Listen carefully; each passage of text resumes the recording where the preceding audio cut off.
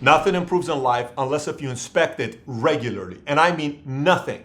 So take any area of your life. For me, I'll give you an example. 90 days ago, I did not like where I was at with my body weight and my energy. I weighed 257 pounds, and I've never made 257 pounds, ever.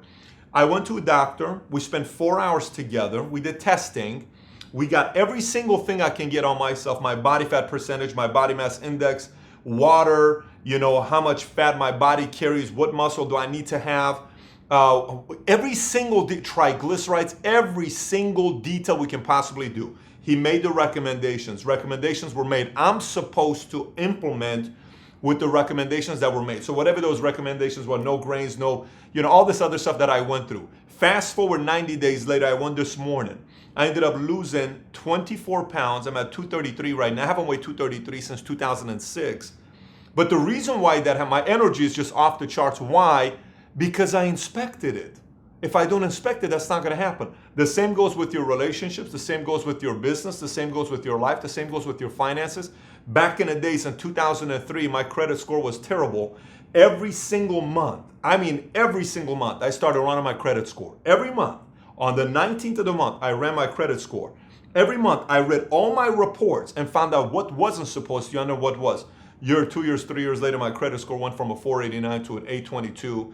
Why? Again, inspecting. So today, I'm going to talk about how to inspect your business. Again, this question is probably one of the most common comments that we get. Pat, how do you inspect your business? Now, prior to me getting into this, I want to tell you I got a surprise for you at the end, because this actually requires you to have a PDF to print out and have access to. So stay tuned, watch the entire video, because you do want to have this PDF to do it exactly with your own business. That I'll tell you how I do it myself. It's a very, very extensive PDF that I'll help you out with. So inspecting your business, how often do I do this? I do this full day once a year. And another time per year, it's like every 6 months or so, I'll do it for half a day. We'll sit down, we'll go through a few things on what we need to improve, and we'll improve it. But once a year, when I inspect this, is a full day, maybe 2 days, that will inspect it for the business. And then it's multiple businesses, and it's multiple parts of my life when I'm doing my life planning and my business planning. So let's get right into it. How to inspect your business. First of all, there are 12 different categories that I have here. And every one of them is tied to a number and a goal. Every single one of them. So you see on the left side here is numbers and goals. And then here is a different categories to inspect within your business. I'll explain every single one of them to you, and I'll tell you how I do this. So first one is team.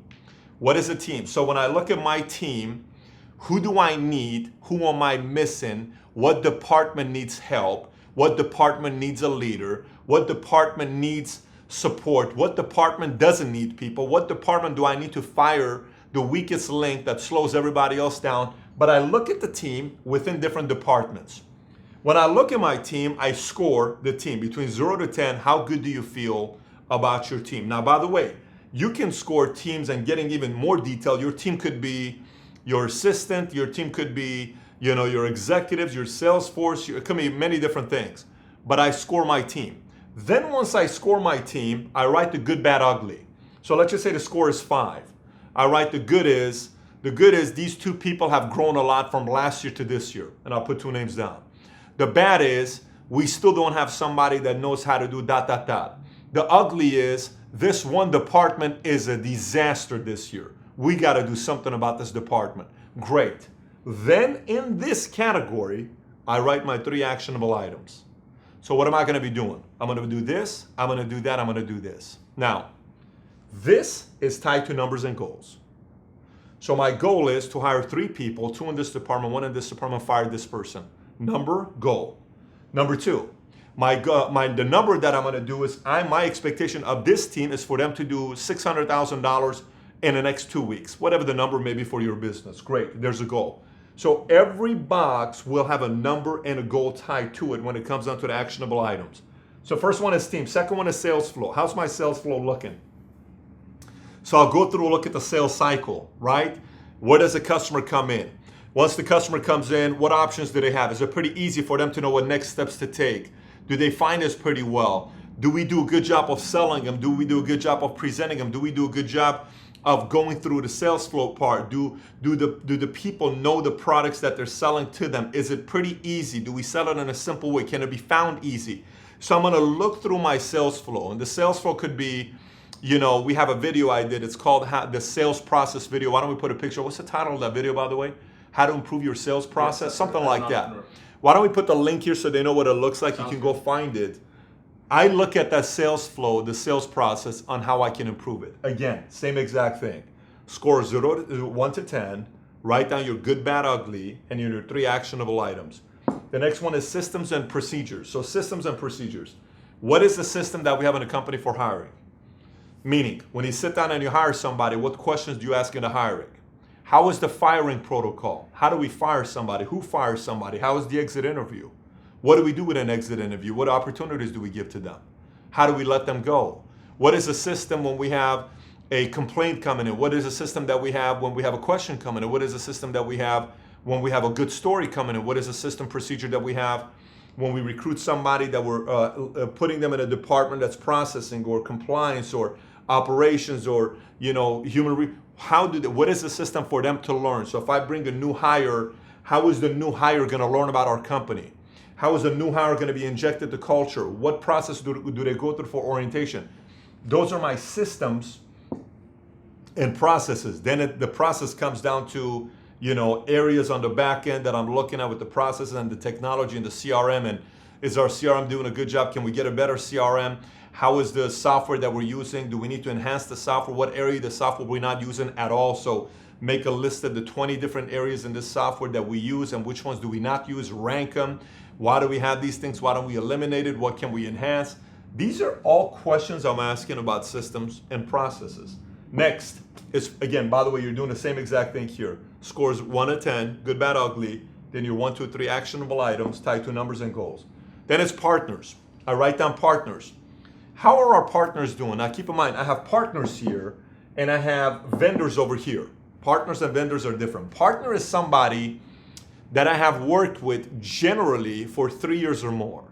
Once somebody I work with for 3 years or more who is vested on wanting to improve the relationship, they're investing money and they're vested in wanting to improve the relationship, that becomes a partner to me. Then I'll ask, how's the partner doing with us? Are they servicing properly? Is it getting better? What can we do to make this partnership better? So in the partnership category, I will make a list of all our partners. So let's just say it's 5 of them. How is this one doing? So the scoring on each one is going to be different because it's 5 partners. How's the good, bad, ugly of each partnership? What 3 actionable items do I have about each partnership that I need to talk to them when I have a conversation with them? So I put that together and then I'll say, this partnership, has the numbers gone up? Has it gone down? Why has it gone down? Is it our fault? Is it their fault? What is it that their processes hasn't improved? What are some things they're maybe not happy with us that we can improve? And have we improved on that? Have we delivered on our promises? I'm looking at that with our partners. Then areas that my expectation of the partners.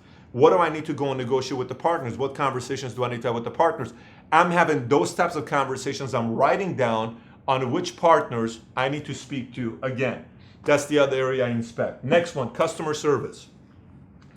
How is our customer service, right? Is our customer service good? Are we way too aggressive? Are we listening to the customers? Do we become too offensive too early? Is it our way of selling? Is it a way that the customer is happy? What is the experience we're giving to our customers? What is the words that we're using? Is it more of a script or is it more of an experience? What is the difference between a customer service and a customer experience? Are we doing a good job teaching customer experience and customer service? Are we doing a good job taking care of our clients in a way that we're getting more referrals? So I break that down and I find out about the 5 least happiest clients that we had this year. Why were they not happy? What did they do? Out of the 5, let's just say one of them was just a rant. They just were unhappy, but nothing made them happy. You can see the trend. Everybody is unhappy. Everybody's unhappy with that one client. Great. But the other 2 had valid points. And these other 2 had questions that we never answered. Why don't we call these 2? Let's find out a little bit more. Let's let them teach us about our customer service. Tell us what you're not happy about. What happened that we want to learn, we want to improve. Would you mind sharing that with us? Yes, great. And then giving them something just to share their feedback with you. Let's improve in this area. We got to get better in this customer service area. We ranked up and we try to improve that. This is probably one of the most important ones and one of the most difficult ones because it's an area you don't have control in, but it's an area that when you're running and gunning, you forget to do this sometimes. You need to do it. The sooner you can do it, the better it is. Again, same exact exercise. 1 to 10, good, bad, ugly, 3 actionable items. Brand. How's the brand doing? What does a brand mean? What does a market see our brand as? It is improved. Is it improving? Is it getting into every single household? What is the meaning of our brand? What's the story behind our brand? Tell me about the brand. We sit down and say, what do you think about when you think about the company? If I were to ask you, what do you think about Valuetainment? What are things that would come to your mind? What would you say about the brand Valuetainment? What would you say? You would teach us. So I would sit there in a meeting and say, guys, what do you think about the company? What does the company mean to you? Can you tell me what our mission statement means to you? And I want to see the heart. I don't want to see the logical side. I want to hear them. Because based on their answer, I'll realize, man, we're too logical. Why are we so logical? Why do we get away from the initial mission statement of the company? Have we forgotten what it was all about? Well, then maybe if we've forgotten what it was all about, then it's my fault. I got to take the responsibility because I'm the leader. What are we doing over here? We got to get better with the brand. So then the same thing with the brand, what it means, breaking it down, going into it, looking at every aspect of the brand, looking at everything with the website, social media, all parts of it. Then same thing, score 1 to 10, good, bad, ugly, 3 actionable items to improving it. Next one, skills. Let me explain skills. So skills for me is not just one-dimensional. Let me explain to what I mean by skills. So skills to me is, first of all, most important is me. How am I going to improve my skill set? How am I going to become a better CEO? So for instance, I just went to Harvard Business School, their OPM program, Owner President Management program. I was with them for 3 weeks, and I'm going there next year and the following, a 3-year program. And I'm around everybody in the room, network, give or take $20 billion combined with 144 of us out of 14, only 14 from America, 60 different countries. So why go over there? What skills do I need to improve in? Okay? You know, what areas do I need to improve in? Do I need to get better at operations and find somebody that's strong in operations? Do I need to learn the ratios better? Do I need to understand the finances better? Do I need to understand development better? Do I need to understand expansion better? What are some areas I need to improve? And a lot of times, the most challenging thing with skills with you, the leader, is you think you're good enough already. That's the biggest challenge, I would say. You think you're already there. You think you've already arrived. You think you're already good enough to take the company to the next level, and you're not.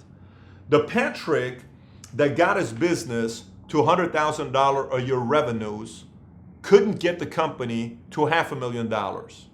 He had to change and improve. Then $500,000 to $1 million needs to change, and $1 million to $2 million, $2 million to $5 million, $5 million to $10 million, $10 million to $20 million, $20 million to $50 million, $50 million to $100 million. There is a part of recreating yourself, right? So skill set starts with myself, what I need to improve in. Then my main executives and leaders, what do they individually need to improve in? So I'll take the skill sets of them and really assess it. And sometimes you don't like doing this because it's time consuming, but 1, they will appreciate it so much that you put time into it. 2, the company is going to grow.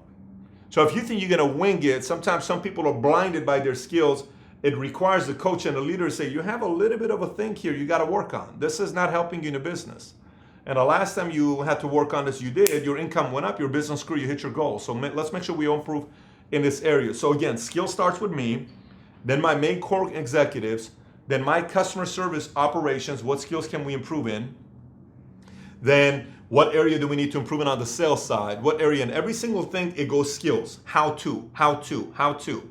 Then from that area, I either read the books that we need to give and assign to those people, an article, a video, a movie, a speaker, a consultant, a keynote, it doesn't matter. We need to improve in Audacity. We go bring somebody that's about Audacity. For instance, we brought Grant Cardone. We need to improve in seeing the vision about capitalism. Boom, we bring somebody that talks about capitalism. We need to improve entrepreneurship and seeing that anybody can go from nothing to somebody. Magic Johnson's a keynote speaker. We need to go and improve the area of management and overcoming conflicts and all this crucial conversations. We need to figure out a way to get better in, dealing with issues and systems. Let's go bring Howard. It doesn't matter what it is. We're constantly looking at skills that needs to improve, then figuring out tools to add to improve the skill set. So score, good, bad, ugly, 1, 2, 3 actionable items. Next, expansion. Expansion is what market do you want to get into that you're not in right now? Okay. When we first started our agency, our insurance agency, we were all in Northridge, California, one office, 66 agents. And we wanted to expand and grow from 1 state to 2 states. So we went to Florida, expansion. I sent one of our executives over to Florida, right? And then from there, when Chad went to Florida working with John, then we said, how about we go into different markets? Then we put our plan of action to get our strategy together. on which markets we wanted to get into. So then we put our plan of action together, and then all of a sudden we went from 2 states to 5 to 10 to 20 to 30 to 40. I think we're in 44, 45 states right now. By the end of the year, we'll be all states, right? But that's because we have to talk about expansion. And I see a lot of times the entrepreneurs sometimes, one, thinks about expansion too early and loses the penetration that he has locally, or they never think about it. And they just hope it happens accidentally. Both ways there's a flaw. Meaning, if you have 3 people or 5 people or a small sales force, you don't want to all of a sudden spread everybody thin and say, you go over here, you go over here, you go over here. You're all of a sudden thin. It's like military. You don't want to go to war and tell your generals you got 200 soldiers. You tell 10 go here, 10 go there, 10 go here, 10 go there. And it's like 10 soldiers went to 10 different places. All of a sudden 70 got killed because they're too weak, because they faced 600 soldiers in one area. You don't want to flank it like that. So you go and expand and take your army from 100 to, let's just say, 350. Then you move 50. Right? And then you move. So you need to also know about expansion. Timing. Is it the right time for me to expand? Is this person ready to go into a new market? Are we ready to take this product into a new market? Do we want to go into the state? What are the top metropolitan cities? Is our product tailored to a metropolitan city, or is our product tailored to a second tier city that we want to get into that's not maybe a top 20 metropolitan city? What is it? So you got to sit there and really think about expansion. You got to think about that. Then again, same exact thing. 1 to 10, good, bad, ugly, 3 actionable items. Then I have culture. Culture every single year. So culture is something that, it goes back to the same thing. The culture goes back to brand. Brand and culture are very similar, but to me, culture sometimes, the further you get away from it and you no longer go circulate amongst the troops, culture disappears. It is very important for you to circulate amongst your troops for the culture to stay intact. So I'm going to sit there and say, what was the culture in the first year? What is the culture in the second year? What is the culture in the third year? And we continue. Because the basic thing I'll tell you, like, what is the difference between a cult and a difference between a culture? Here's the difference. A cult is all predicated on a cult leader. A culture is no longer predicated on a cult leader. So maybe you went from being a cult because everything was dependent on you, and you're no longer a cult. Now you are a culture, because a cult leader can be disappearing. And the question is, if the cult leader dies, will the culture continue, right? And hopefully there's been duplication taking place with other people taking the culture to the next level, where this is no longer needed. It becomes a figurehead or a voice. But the more you're touching the culture, the thicker it gets and the more social capital it creates. And then there's a part you're talking, are we evolving? Are we adapting? Are we still the same old? Sometimes bigger companies, their problem is their culture is a 50 culture, where we're still using DOS. We're old school with this. Well, maybe old school doesn't work because the person you're trying to attract is not turned on by old school. So are you paying attention to that? So who do you want as a customer? Are they going to be interested in your culture that hasn't adapted yet? So the culture requires a lot of due diligence. I did a video once. I think it's called 24 Ways to Improve Your Culture. To build a company culture, yeah. To build a company culture. Let's put the picture again, image up here again, so you can see it, on how to improve your culture. And by the way, I get into very, very vivid details on how I worked on a culture myself. Compliance. Boring. No one likes compliance, right? This keeps you in business. Every business has compliance. You got to get the best compliance people working with you. Best of them. Even when I was smaller and I was running a sales shop out of a Granada Hills office, and it was not the best area where we got our office. A couple of times there was a drive-by. We had a, legalized marijuana joint where they were not only selling marijuana, they were selling cocaine and other things out of this place. So anybody that would come into our office, you would just smell the marijuana. Maybe that's why people bought easily from us. I don't know what it is. Maybe that kind of helped out a little bit. But compliance was something I invested in because it kept me in business. Sometimes if you're the marketer and you're a sales guy and you're going a million miles an hour and everything is sales, let's just make it, let's sell, and you're not hitting compliance, you're all of a sudden creating an avalanche of compliance problems that you need to put up with 2 years from now that you could have solved the sooner you touched up on compliance. So don't skip this too quickly. This is very, very critical to know exactly what compliance issues you have. Same exact exercise you need to put up with compliance. And sometimes compliance will have to do with hiring new team members. Keep that part in mind. Next, vendors. Vendors are people I'm doing business with, that I'm transacting with, I'm paying them, they're a vendor, and I'm seeing which of these vendors can possibly become partners. And which of the vendors do I need to fire? There's a vendor this year I'm firing. I am not happy with this vendor. That person's gonna get a personal phone call and you're fired.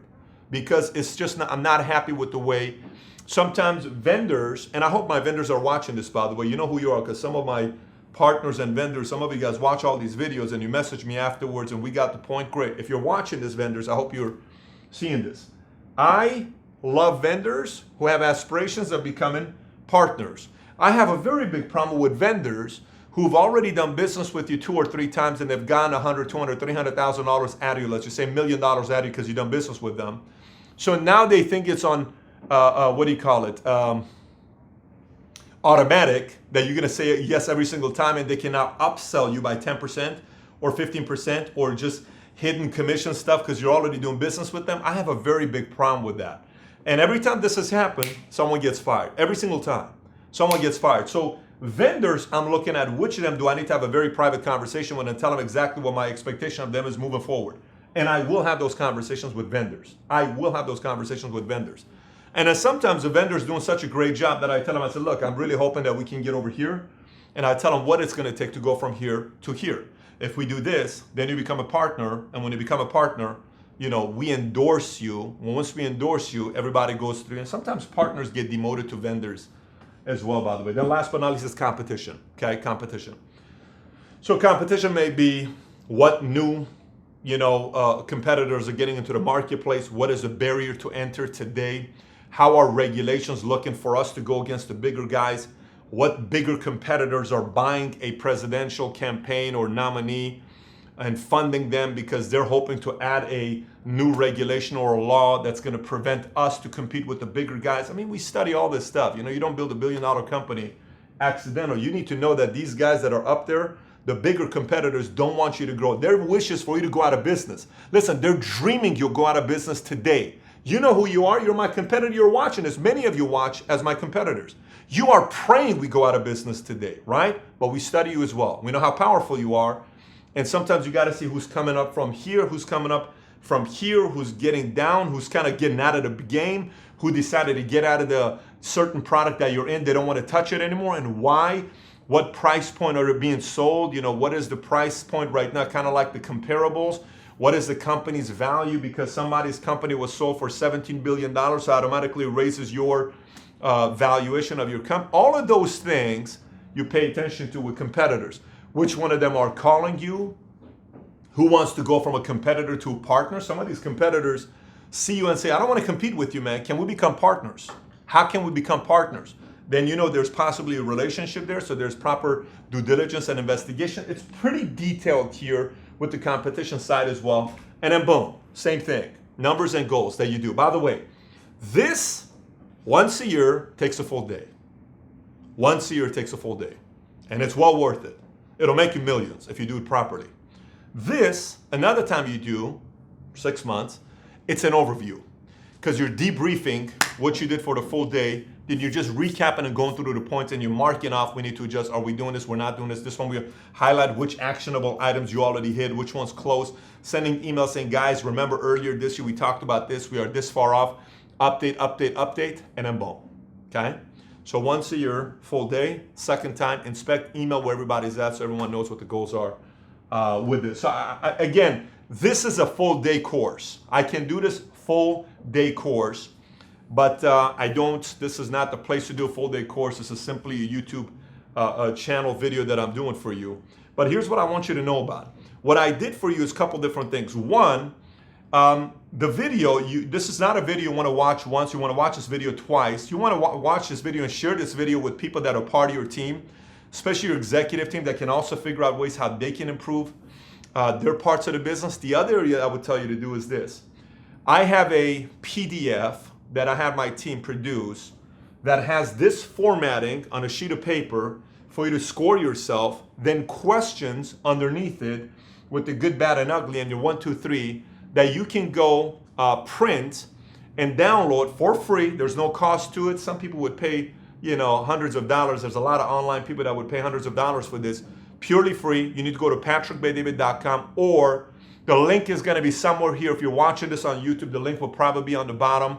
If you're watching this on a complete different website, come to my website, patrickbaydavid.com, and on there, find this video. Just type in inspect in the search. You'll see it. Mario, let's have Paul put a picture of the inspect button where to click inspect, and a video will come up. You'll have a downloadable item, PDF on the bottom to see this. Print it out, go through it yourself with your business as you inspect it. Then send me a message once you do this. And if you have any questions or comments or thoughts about it, comment on the bottom. And last but not least, be sure to subscribe to this channel. We are this close, listen, this close to 100,000 subs, and we would not get here without your help. And many of you I personally want to thank, who are getting their entire teams to subscribe to this. We're so excited about all these projects we have coming up over the next 3-6 months, bunch of collaborations that you'll be excited about. But please subscribe to the channel if you haven't already. Mario, good catch. And everybody else, this is how I inspect my business. Take care, everybody. Bye-bye.